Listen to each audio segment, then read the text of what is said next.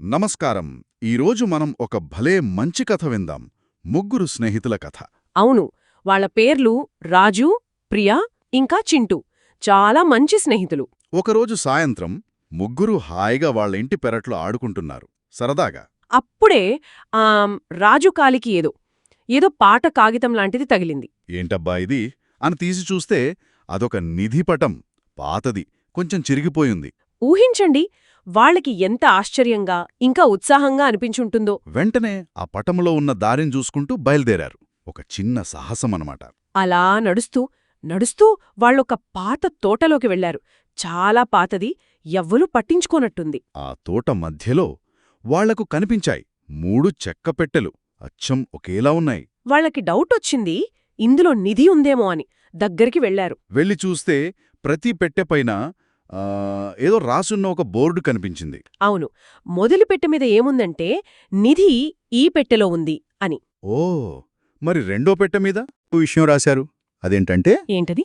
ఈ 3 బోర్డులలో ఒకటి మాత్రమే నిజం చెబుతోంది.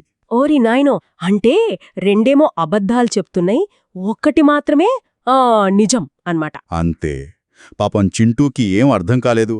ఇలా తలగోక్కుంటున్నాడు. ప్రియ ఏమో చాలా జాగ్రత్తగా అన్ని పెట్టేల్ని బోర్డులుగి మళ్ళీ మళ్ళీ చూస్తోంది. కాని రాజు మాత్రం కళ్ళు మూసుకుని చాలా లోతుగా ఆలోచిస్తున్నాడు. ఎలా కనిపెట్టాలి అసలు? రాజు ఆలోచన భలేగా ఉంది. చూడండి, అతను ఒక్కో పెట్టె గురించి ఆలోచించాడు. మొదటిది తీసుకున్నాడు. సరే. ఒకవేళ మొదటి పెట్టె బోర్డు నిజమనుకుందాం అని అనుకున్నాడు. అంటే నిధి మొదటి పెట్టెలోనే ఉండాలి కదా? అవును. కానీ ఇక్కడో సమస్య ఉంది. అలా అయితే రెండో పెట్టె బోర్డు చెప్పింది కూడా, అంటే నిధి ఈ పెట్టెలో లేదు అన్నది కూడా నిజమైపోతుంది. అయ్యో, అప్పుడు రెండూ నిజాలైనట్టే కదా? మొదటిది నిజం, రెండోది నిజం. కాని నియమమేంటి?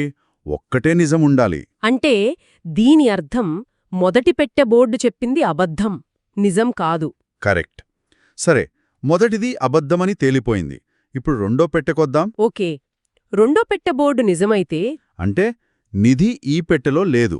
సరే, నిధి రెండో పెట్టెలో లేదు. మరి మొదటి పెట్టె బోర్డు అబద్ధమని ముందే తెలుసుగదా?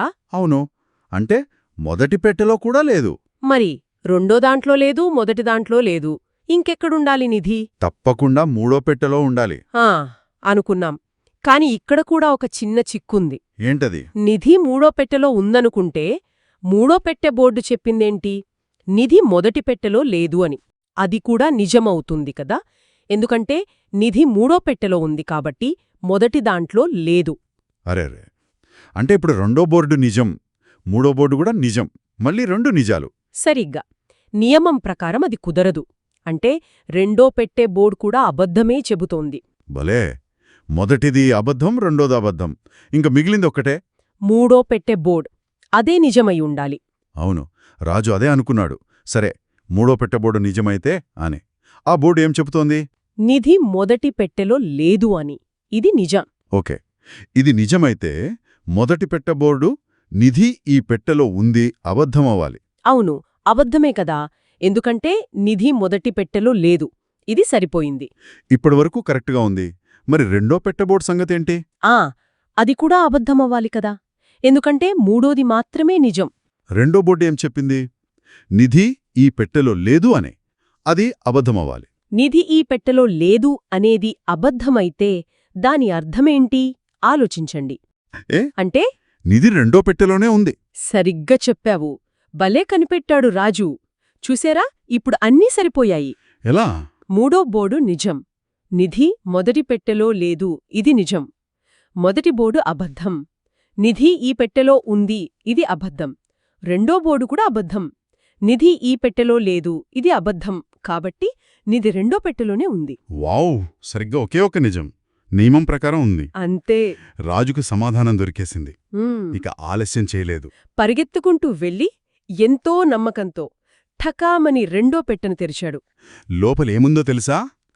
తలతలా మరిసిపోతూ బంగారు నాణేలు, రంగురంగుల రత్నాలు, బోలెడన్ని నగలు. ముగ్గురు స్నేహితులు ఆశ్చర్యంతో ఆనందంతో గట్టిగా అరిచేశారు, కేకలు వేశారు. అవును, వాళ్ల సాహసం, ముఖ్యంగా రాజు తెలివితేటలు వాళ్ళకి నిధిని తెచ్చిపెట్టాయి. చూశారా పిల్లలు, కొన్నిసార్లు సమస్యలు కొంచెం కష్టంగా చిక్కుగా అనిపించొచ్చు. కాని కంగారుపడకూడదు. రాజులాగా ప్రశాంతంగా వరుసగా జాగ్రత్తగా ఆలోచిస్తే ఎలాంటి చిక్కుముడినైనా విప్పేయొచ్చు. తెలివిగా ఆలోచించటం ముఖ్యమన్నమాట. నిజంగా చాలా మంచి కథిది.